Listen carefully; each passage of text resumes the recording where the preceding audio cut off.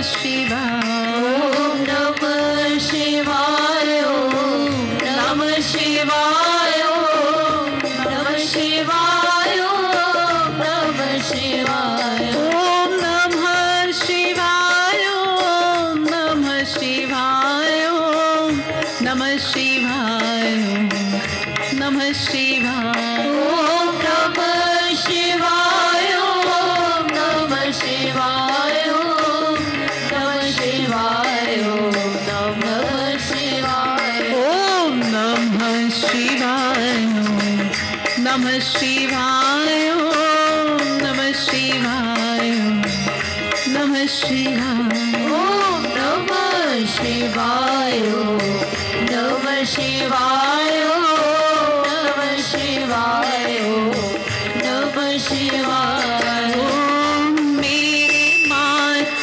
धरो निज हाथ, मेरे माथ धरो निज हाथ, भोले भोले भोलेनाथ, मेरे माथ धरो निज हाथ, भोले भोले भोलेनाथ, ओम मेरे माथ धरो निज हाथ, भोले भोले भोलेनाथ, मेरे माथ धरो निज हाथ, भोले भोले भोलेनाथ, ओम नमः शिवाय, नमः शिवाय, ओम नमः शिवाय, नमः शिवाय, ओम नमः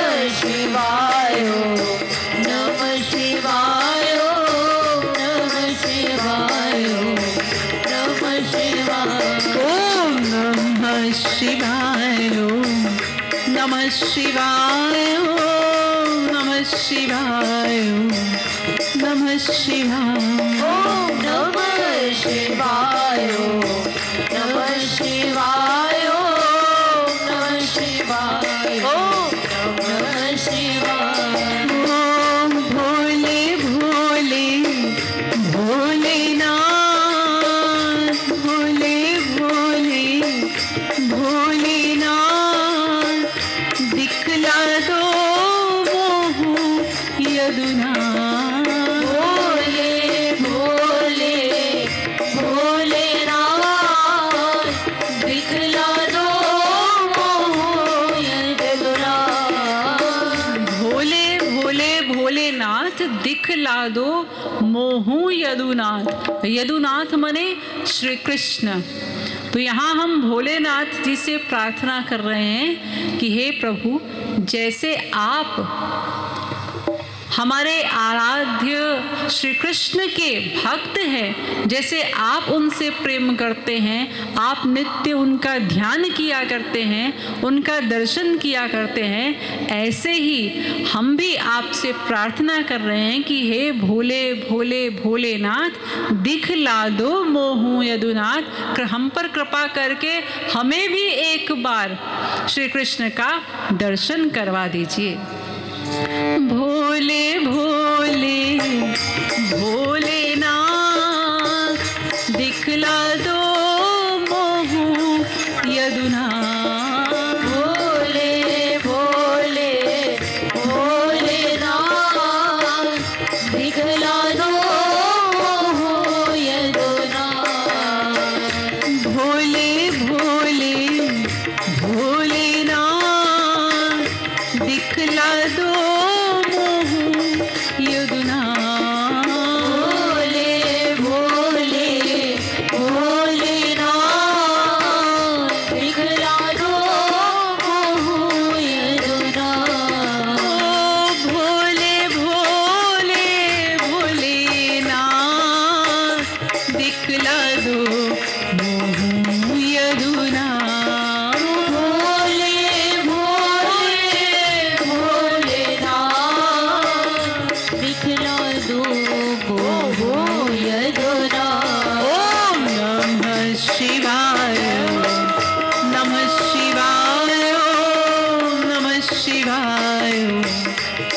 शिवाय। ओम नमः शिवाय, ओम नमः शिवाय, ओम नमः शिवाय, ओम नमः शिवाय, ओम नमः शिवाय, ओम नमः शिवाय, ओम नमः शिवाय, ओम नमः शिवाय।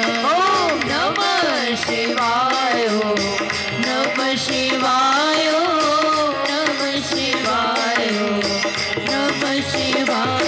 ओम भोले बाबा भोलेनाथ, भोले बाबा भोलेनाथ, मेरी डोरी तेरे हाथ।